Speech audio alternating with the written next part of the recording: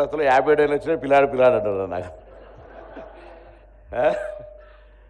వేదిక మీద ఈరోజు ఉనికి పుస్తక ఆవిష్కరణకు సంబంధించి పెద్దలు విద్యాసాగర్ రావు గారు, మా జిల్లా అందరికీ మార్గదర్శి, గౌరవ ముఖ్యమంత్రి గారు, పెద్దలు గౌరవ గవర్నర్ దత్తాత్రేయ గారు, హరిబాబు గారు, బండి సంజయ్ గారు, అదేవిధంగా సోదరుడు సహచార మంత్రి శ్రీధర్ బాబు గారు, ఎంపీ లక్ష్మణ్ గారు, పాత్రికేయులు అందరు ఇక్కడికి ఇచ్చేసిన ప్రతి ఒక్కరికి పెద్దలకు అందరికీ పేరు పేరున నమస్కారాలు.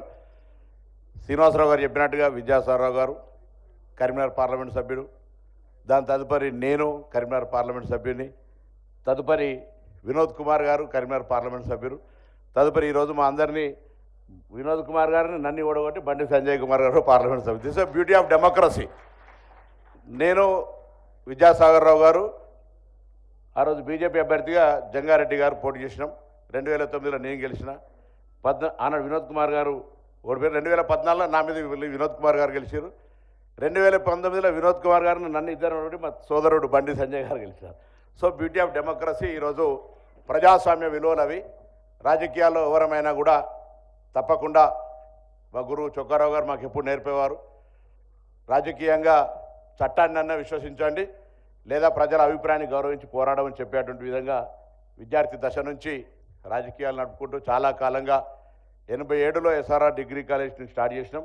పెద్దలు విద్యాసాగరరావు గారు బీజేపీ నాయకులు, ఇక్కడ కొంత మా బీజేపీ నాయకులు ఉన్నారు. ఆనాడు నేను ఏబీపీ నాయకుల యొక్క పోటీకి బర్దాష్కి బారంటే ఎక్కడైనా మనని ఇప్పటికి కీర్తిశేషులు పొన్న ప్రభాకర్ అని ఉండాల్సినటువంటి పరిస్థితి నుంచి బచాయించి ఎన్ఎస్ఐ నాయకుడు ఇక్కడ మాట్లాడగలుగుతా ఉన్నా.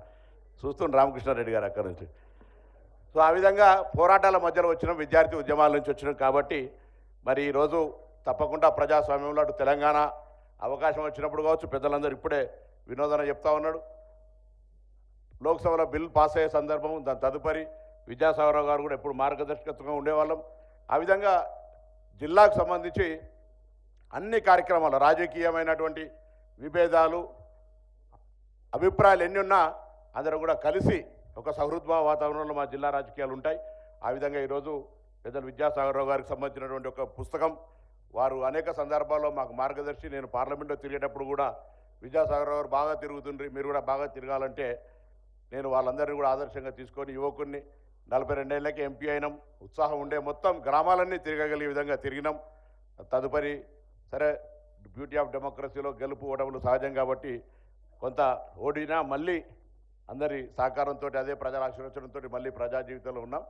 ఉన్నంతకాలం ప్రజలకు సంబంధించి పెద్దలందరినీ ఆదర్శంగా తీసుకొని ప్రజాసేవలో ఉండడం, మంచి పేరు తెచ్చుకునే విధంగా ప్రయత్నం చేస్తూ మరి ఈ సందర్భంగా విద్యాసాగరరావు గారిని ప్రతి ఒక్కరు ఈ ఉనికి పుస్తకం భవిష్యత్తుకు సంబంధించి రాజకీయాల్లో రావాలనుకునే వాళ్ళకి శ్రమ పడాలి, ఫలితం పొందాలి.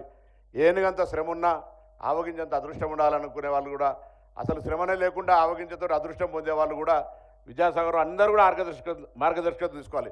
శ్రమతో ఉన్నటువంటి ఫలితం తృప్తినిస్తుంది.